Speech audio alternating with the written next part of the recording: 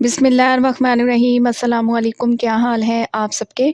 आज मैं बना रही हूँ चिकन तंदूरी कढ़ाई या चिकन तंदूरी सालन, जो भी कह लें। बहुत ही गज़ब का बनता है, मिनटों में तैयार हो जाएगा। तो इससे बनाना तो बनता है। तो रेसिपी को एंड तक देखें, अच्छी लगे तो लाइक भी कर दें।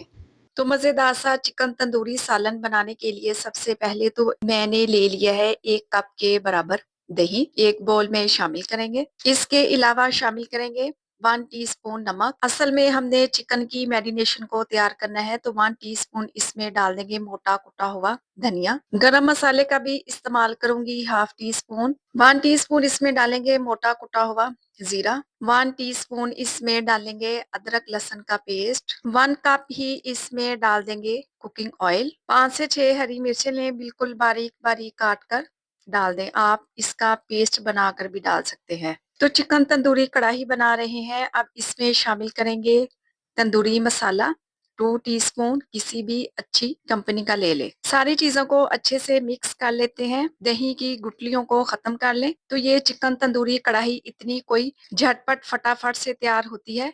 इसे बनने में मैक्सिमम आपके 15 मिनट ही लगेंगे। अच्छा, ये मैरिनेशन अगर आप पहले से लगा कर रख देते हैं, क्या बात है, मिनटों में रेसिपी बनकर तैयार हो जाएगी। कोई मेहमान आ रहे हैं, आप ये चिकन तंदूरी कढ़ाई बना लें, यकीन करें खाकर मजा आ जाएगा।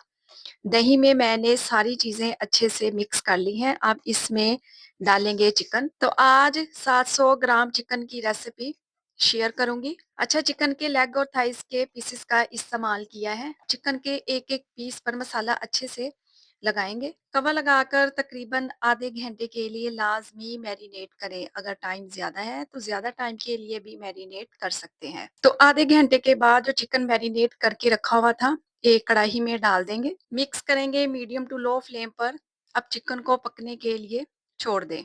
तो चिकन में एक बॉयल आ चुका है, चिकन का कलर चेंज हो जाएगा। तो चिकन को ढक कर पकाएंगे 5 से 10 मिनट के लिए। क्या होगा, चिकन स्टीम में पक भी जाएगा और दही का पानी भी ड्राई हो जाएगा। तो 10 मिनट के बाद चिकन देखिए कुछ इस कंडीशन में आ चुका है, ऑयल निकल आया है, बेहतरीन तरीके से चिकन भुन चुका है। अब चिकन को गलाने के लिए इसमें डालेंगे 1 कप के बराबर पानी और मजीद 10 मिनट के लिए पकाएंगे। वैसे तो आमतौर पर चिकन तंदूरी बनाया जाता है, ग्रिल पर या कोयलों पर सेका जाता है, मगर ये जो आज मैं चिकन तंदूरी कढ़ाई की रेसिपी बना रही हूँ, इसका अलग ही टेस्ट आएगा, बनाना भी आसान है। तो 10 मिनट के बाद माशाल्लाह से चिकन अब अच्छे तरीके से गल चुका है, सालन रेडी है। अब हमने क्या करना है, इसको कोयले का धुआं लगाना है ताकि ओरिजिनल तंदूरी चिकन वाला टेस्ट आए। तो कोयले मैंने पहले ही गर्म करने के लिए रख दिए थे। तो एक स्टील की कटोरी ले ले या फाइल पेपर भी ले सकते हैं, या फिर मेरी तरह प्याज का छिलका भी रख सकते हैं। इसके ऊपर रख देंगे जले हुए कोयले, हल्का सा ऑयल डाल दें और फौरन से कवर लगा दें। तो 2 मिनट के बाद चिकन को कोयले का स्मोक देंगे तो यकीन करें टेस्ट नेक्स्ट लेवल तक